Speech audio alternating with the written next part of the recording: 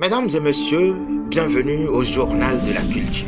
Le 28 février dernier, l'association culturelle Centre Fiaoumé et l'espace Fiaoumé ont lancé la rentrée artistique 2021-2022 sous le concept de la Nuit Blanche, Azan, qui veut dire la fête. Afin de redorer le blason culturel et faire face à ces temps troubles dus à la pandémie et faire aussi preuve de résilience, le quartier abritant l'espace Fiaoumé a été le théâtre de plusieurs activités telles que la performance artistique,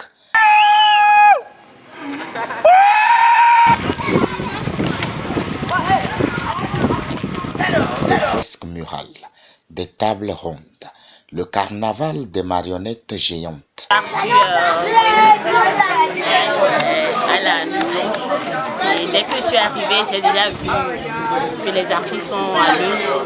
Et j'ai vu aussi que les murs qui ont été peints, vraiment, c'est joli quoi. Les dessins, toutes les couleurs choisies sont tellement belles. Et puis, je dis aussi bravo à ceux qui ont emprunté le mur aux artistes parce que c'est pas tout le monde qui va vouloir accepter. Les enfants, les grands, les gens qui passent, tout le monde veut savoir ce qui se passe. Donc moi je crois que c'est un événement à perpétuer et que ce soit un peu ouvert au grand public, que ce soit plus restreint quoi. Et que le quartier puisse vivre une journée ou une soirée de créativité.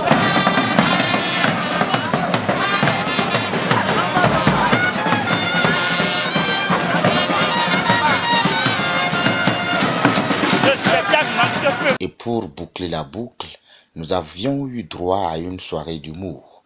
La Nuit Blanche a été intensement riche artistiquement parlant.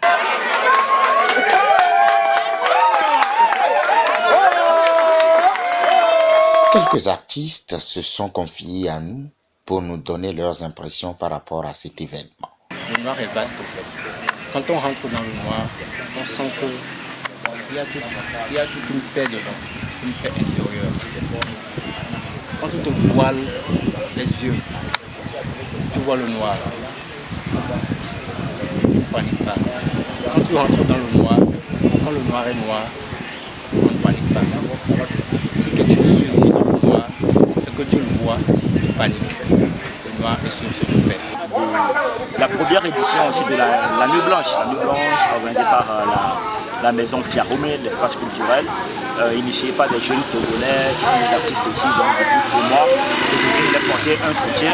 Et donc à travers une création de la résilience qui parle de la vie sociopolitique, économique, artistique depuis 2019 à aujourd'hui, qui a été martelée par l'histoire de Covid là.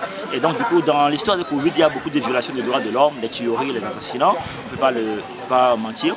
Et on peut parler aussi des outrances d'outillage de droits sur les êtres humains, et la violation de liberté d'expression, la violation de liberté de circulation dans le monde entier. Et donc du coup nous nous retrouvons dans une cage entre guillemets. Et alors je me suis dit mais tout ça, où est Dieu? Où est Dieu? Où est Dieu? Si nous disons que Dieu a envoyé son Fils unique Jésus-Christ pour nous sauver, alors Dieu tu es où? C'est des questionnements pour moi. C'est pour cela que j'ai fait ce chemin de croix. Et en me questionnant, c'est des questionnements pour moi. Je demande des questions, c'est des questions que je me pose à moi et je pose aussi à la société.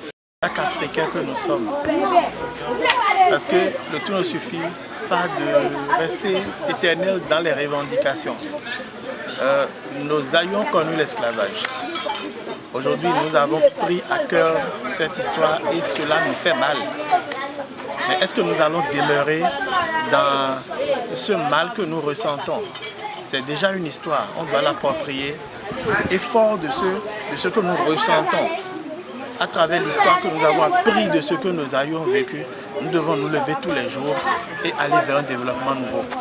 À ma rue, c'est une fresque urbaine, c'est dans la famille des arts de la rue. Les graffitis, tout ça, c'est des arts urbains. Donc,